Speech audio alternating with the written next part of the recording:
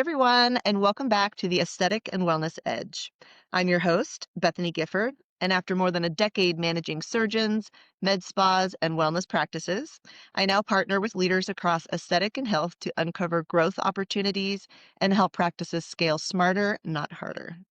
Today's guest has an amazing story that blends entrepreneurship, family, and a bold vision for redefining beauty and wellness. But first, a word from our sponsor. This episode is brought to you by New Era Intel. At New Era Intel, we help medical spas, dermatology clinics, and plastic surgery practices who are struggling with inconsistent patient retention, underutilized CRM systems, and manual systems that hold back your clinic's growth potential so they can finally increase quality repeat bookings, streamline operations with AI automation, and grow predictable monthly revenue with the right systems and strategy. They're able to create a premium, seamless patient experience while freeing up their team to focus on what they do best. If you would like to take your business to the next level, head over to neweraintel.com to get started. Jennifer Rushing is the founder and owner of Banyan and Bamboo in Austin, Texas. It's a thriving spa that she purchased and rebranded in 2023. She built her business around empowering women while running it alongside her daughters. Jennifer, welcome to the show. Thank you, Bethany. All right. So let's take us back a little bit to your early days. You've always been an entrepreneur. You real estate, small business, sales, operation. What did that drive kind of start for you? I think that drive started for me actually when I was really young. I just have always kind of walked to the beat of my own drum. And, when I was in college and I'm kind of in the workplace when I'm, just kind of starting out in my fledgling careers, I just always felt like no matter where I worked, like this could be better. I could do that better.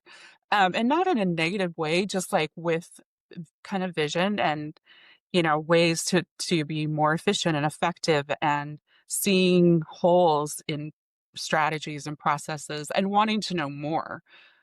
For me, it's always been a hunger for, how can we do this better? I know it can be done better.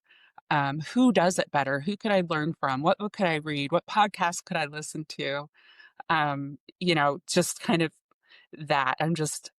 I love to learn and I love to apply and I love also to grow from people who have done it and been there and I've seen them go in a direction that I want to go in, so it's definitely not been a solo endeavor. I've had many, many people in my life that, I have really looked up to and emulated in every way that I could. But at the end of the day, I just kind of decided I was a terrible employee and, and that I just really needed to commit to doing my own thing and not walking that line of like one toe in and one toe out kind of thing. That's amazing. It's a huge difference between a leader and an owner and an entrepreneur. I mean, it is. It's that mentality of just like I can't be an employee anymore because so many things are needing to be changed and upgraded. So, well, what kind of drew you into the med spa world and kind of ultimately decide to purchase and rebrand this existing spa?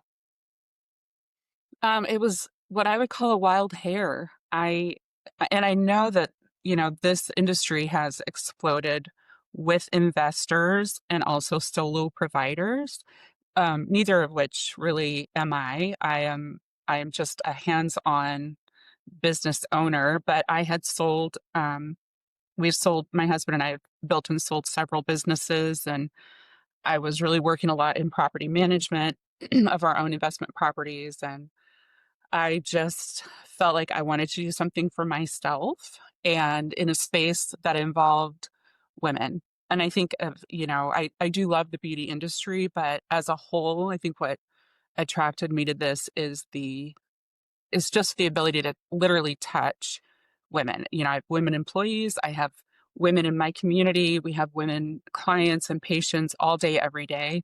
And it's just such a great opportunity to get to know them and, hopefully speak into their lives. I'm 54 years old and have gone through my own health issues with, you know, just perimenopause and menopause. And I've seen so many women deal with these things. And I just want women to know that you don't have to suffer through it silently, and so even though we're in the beauty space, I do believe that as we go into this season of our life, that does, our imbalances affect our confidence, they affect, our sleep, our relationships, not just our physical appearance, but definitely including that.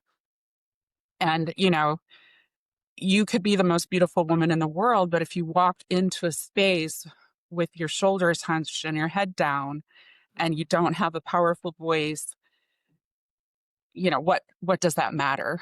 And to me, I've seen so many powerful women, um, that embrace aging but want to do it in a beautiful way, but never lose their power. And I don't want to suffer into the night silently, and I don't want anyone else to do that either. I love that a lot. Um, my first stint into aesthetics was working at a German plastics, and there was 44 women working there. And just to see the different avenues and personalities and traits and how everybody was really like uplifting each other, it was a beautiful thing, Yeah. and it is, we're working on the outside beauty. Well, nowadays, a lot of the health and wellness is integrated into a lot of our med spas. So we're working from Hmm. the inside out as well. So I Yeah. love that perspective Yeah. for you for sure. Well, a little bit back to Banyan and Bamboo. The name, of course, people are going to want to know. I know that you have Alaskan roots and Hawaiian. How do these both experiences kind of shape the way that you had approached this business? Not just the name, but the entire culture of it. I feel like, if you are raised in Alaska, at least the way I was raised, where we lived in places you couldn't drive to. I was basically raised on a 50-foot fishing boat. I started commercial fishing, as an employee when I was 11 years old, working Wow. 22-hour days, covered in jellyfish and salt and trying to keep up with men. And, my dad telling me, um, because you're my daughter, everyone's going to think that I favor you. And so I'm going to have to be hard on you. And you're going to have to do as well or better than any one of my other employees to show them that they're wrong. And, I took that very much to heart, and I just worked my little butt off to do that and be that and do the best that I could. And we live Alaska's not an easy place to live. I used to always joke with my kids and be like, I don't know why we live in a place where the air hurts your face. Like, I don't know why. Um, the other half of my family is from Hawaii, and so I did spend a lot of time there in the summers with my grandparents and that side of my family. And for me, both of those places are just totally in my blood. I think that you have to be resilient to live in either one of those places.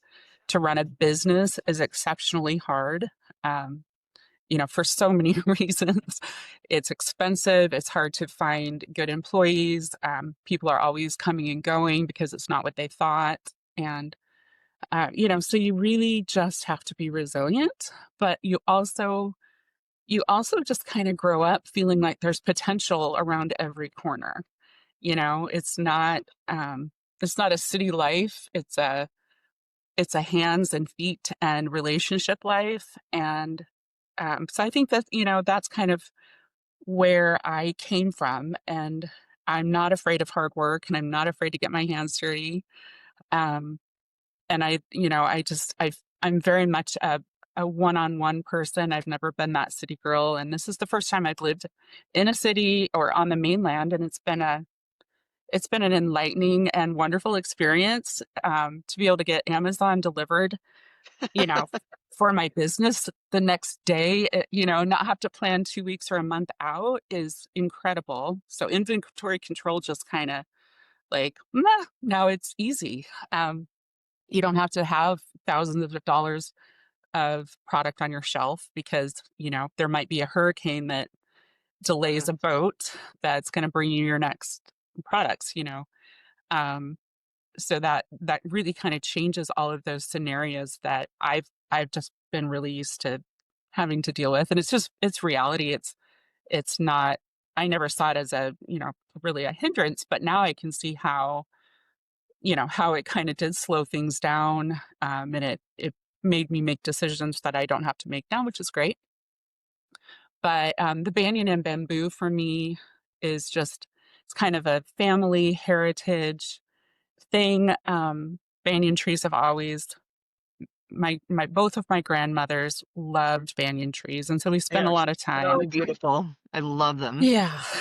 And, the roots go from, the limbs down into the ground. So it's not just the trunk that's rooted, it's the entire tree. And, the resilience of these banyan trees, there are 3-acre banyan trees in Africa. They're incredible. And they, they lived long before we did, and they'll be here long before or long after we're gone.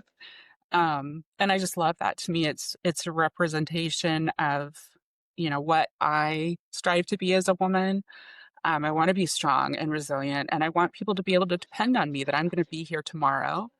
And, there's no doubt about that. And then bamboo is just like a pest. It's everywhere.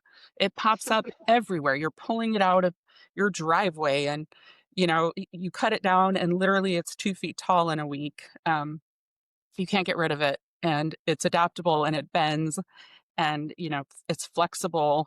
And so I've felt like that was the direction that I just wanted to go into this next phase of life, is resiliency and adaptability. And the fact that, I may be down sometimes, because it's not an easy industry. Um, there's a lot to it, and it's been a wonderful challenge. But at the same time, you look at just the fact that, if this is how you relate to the world, and failure is not an option, and you plant your feet and you go for it, great things can happen. It's a beautiful story. I absolutely love that. It's what first attracted me to your location was the name. It just totally stood out. And then after meeting you and hearing your story, and I just, it's awesome. That's an amazing thing. Thank you. Well, we have a lot of people on the podcast that have either also acquired an already established med spa or are looking to acquire. Mhm. So tell us a little bit about that. Kind of your biggest challenge in transforming it into your own, and why did you choose it, and go from there. Yeah, I chose it. Um, I looked at several. I looked at franchises. I looked at med spas for sale. I looked at day spas for sale, and definitely thought about doing a startup. I've done startups before, and personally, they're not my favorite. It just takes time. It definitely takes a lot of time to, just to open your doors. And so to me, the appeal of finding a location that, had a solid customer base and had solid employees already was super attractive. And then the location of this spa specifically in South Austin, I loved. I feel like this is a community um, that really kind of reflects who I am. And I think that's an important factor in your business.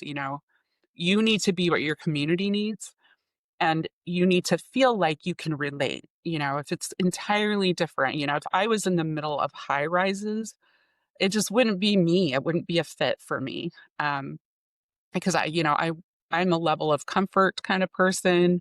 I'm relational. And I wanted a space where it felt that way. I want a place where people literally can walk in the door and just take a deep breath. And if that's all they get to do once a month, and they leave, and my front desk, they call it massage drunk. They're like, they leave massage drunk. And I love that, because, that's me. So when I came into the space and I felt that, and I, did the research on the community, I just felt like it was a really good fit. So it definitely just, it became my top choice. And it is a large space. And, I know that with KPIs, I was ridiculous to take this on, a 9 treatment room, 3,000 square foot space, being used for a day spa with most massages going at a $99 price point, was, shudder on the financial side, but, also just so much potential. And, I felt like that, with some serious work and put your head down, redevelop, reinvent, that it could be done, and that I'd walk away with, a space that I could have events and groups, and I could bring in other healthcare providers. Um, so, for me, it felt like a really good fit with a lot of potential. That is a very big spot for a med spa, for sure. Yeah, the kind of a build it and they will come moment. You're gonna have to fill all Well, that yeah, space. a lot of like finger crossing. Yeah, that's amazing though. So we had talked a little bit about your business philosophy as an entrepreneur. And you had talked about wanting to kind of move away from real high pressure sales Mhm. in the industry into more of like an ethical, client first approach. How is that being implemented into your practice? And do you see like a lot of balance with that? I do. It's that one is a slow build, and um, so for me, there's a lot of patience involved in that because the level of training that you have to provide your staff to be able to pull that off, um, it's intense. And in the spa world, just like in any other business, your employees will first say to you, "I'm not a salesperson." They don't Yeah. wanna sell. They don't want they really don't want hard goals. They don't they it's something they're afraid of, If my performance is based on this sales outcome, I don't feel like I'll be successful.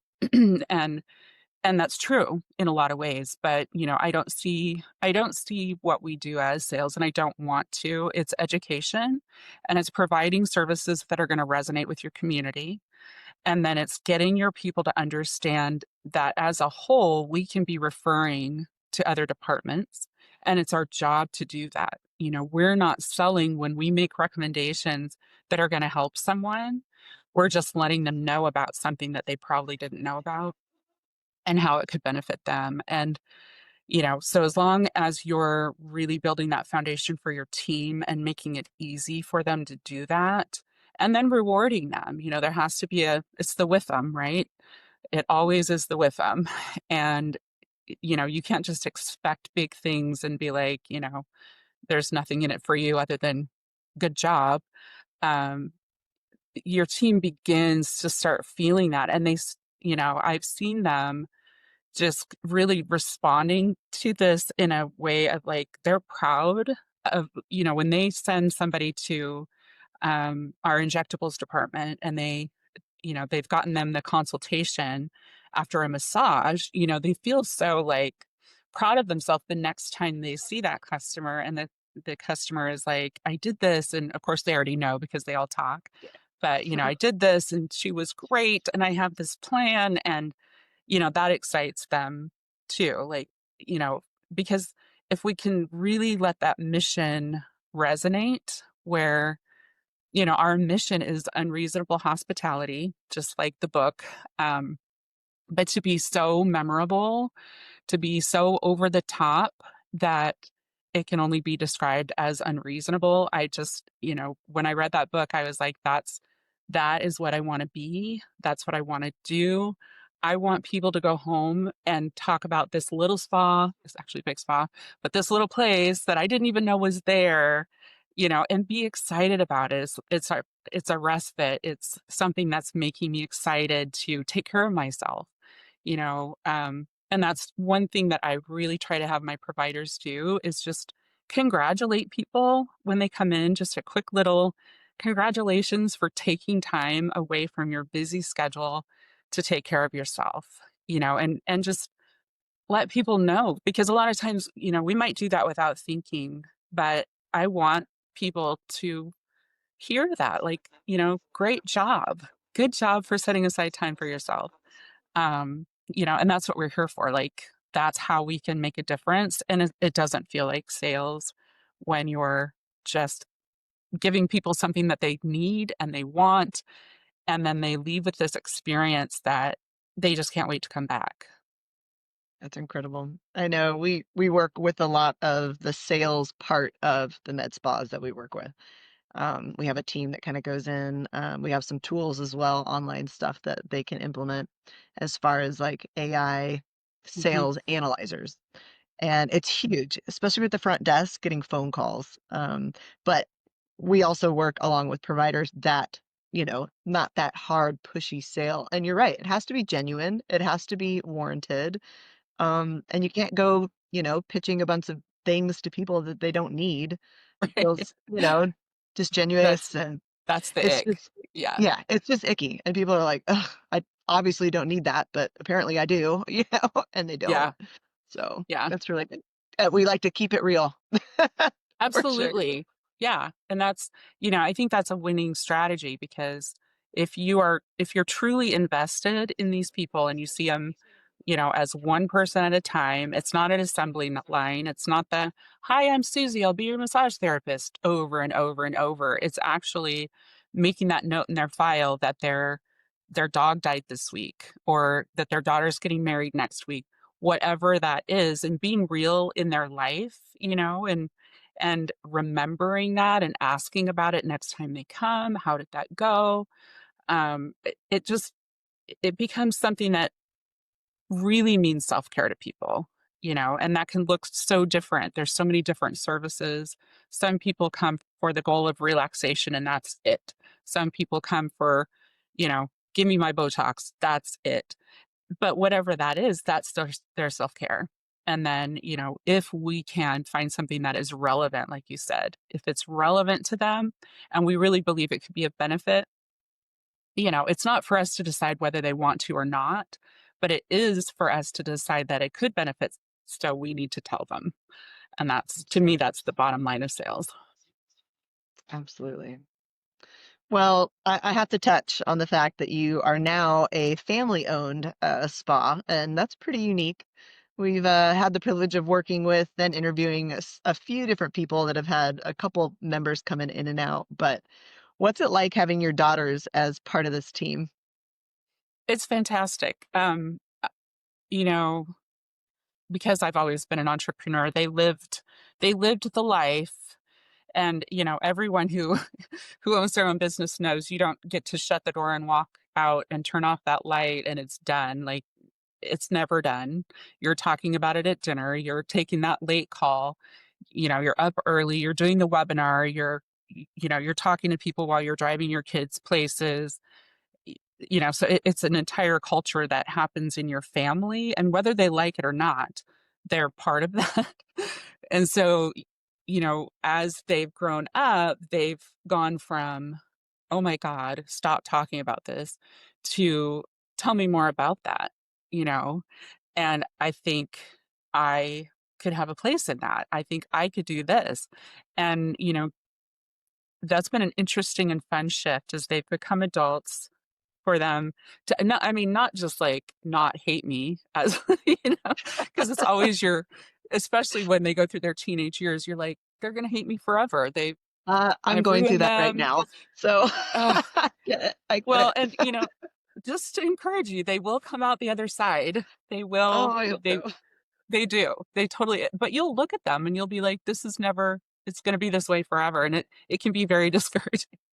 But they will come out the other side. And when they're like, I want to work for you, um, because you don't ever want to be like, come work for me, and make that a thing where it's an expectation. But when they want to, and literally my youngest daughter, we were onboarding a new injector this morning, and the injector said, oh, I didn't realize you guys were family. And my youngest daughter said, she said, we are. And I could tell you some stories about some of my bosses, but this place is wonderful. And I Oh, was like, I'm like, gonna go cry right now. that's so But sweet. that's the thing, like they get to participate in a culture and I get to see them do things in a better way than I would do it, you know?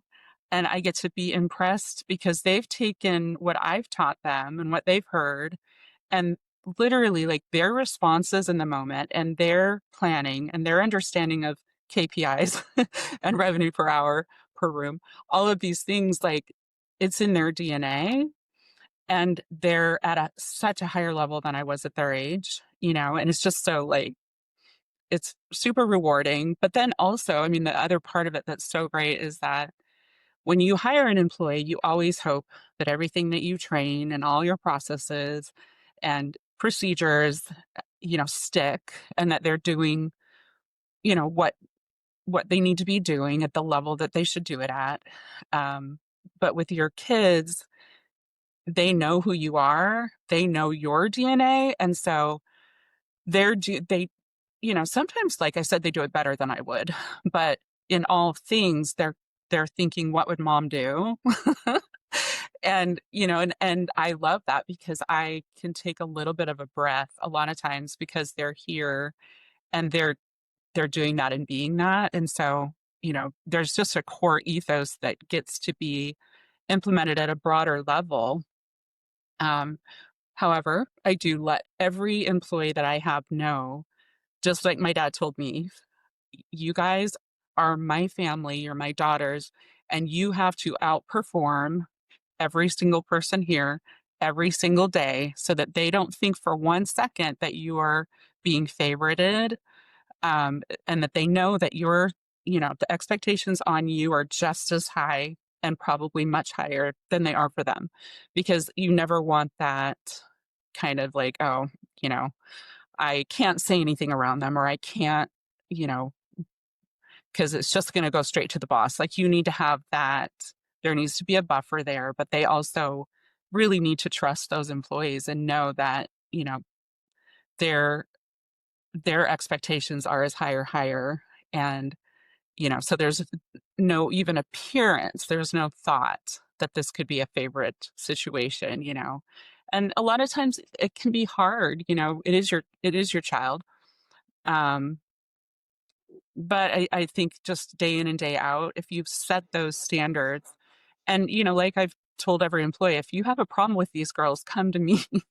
Like don't ever feel like you can't come straight to me just because those are my family. Because you know, you're you're all under this umbrella and you all know what I think and what I expect.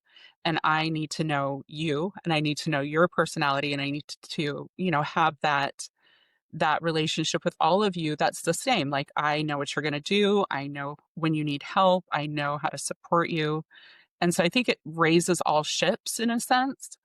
Um, but you have to be careful. And that's the thing, when I was 11 and my dad told me that, it just really stuck. Like, okay, that's what family business means. It doesn't Yes. mean that there's, these other people that are sucking the Yeah. wind out of the business, and don't belong there. You want them to be seen as a complete asset to your team and bringing something of so much value that nobody can question it. I love that. I love how full circle that is for you too, working with your dad and now they're working with you and you being able to implement that for them. I couldn't agree more. I've actually worked in an office before where the doctor was the father and the manager was the son, and it was not that smooth and it was borderline a little Yeah. toxic. So I Yeah. love to hear how, you've kind of shifted that view and implemented that with your daughters. So that's a beautiful Yeah, you thing. can't even have it look that way. There can't be Correct. any question because that will be the automatic thing that people think of. I mean, that's Yeah. the first place their brain's going to go. So you just have to be really careful with that. Absolutely.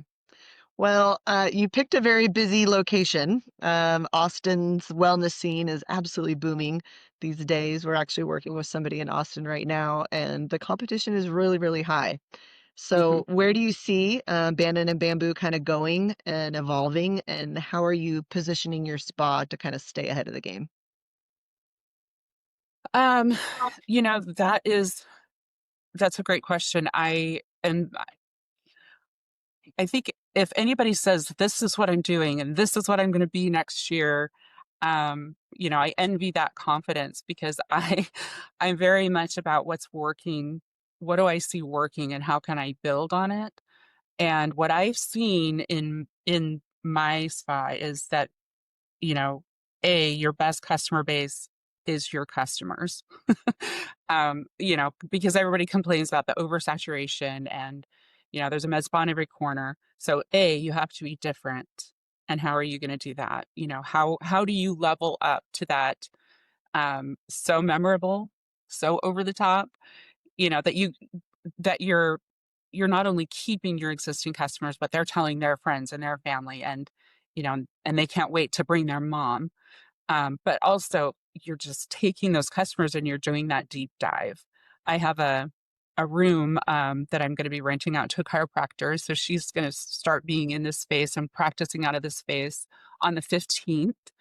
And I love that because it's an angle that I feel like is going to really, really resonate with our customers. We do a lot of body work and a lot of massage, and being able to just say right here, next door down, we've got a wonderful chiropractor and be able to do those cross referrals.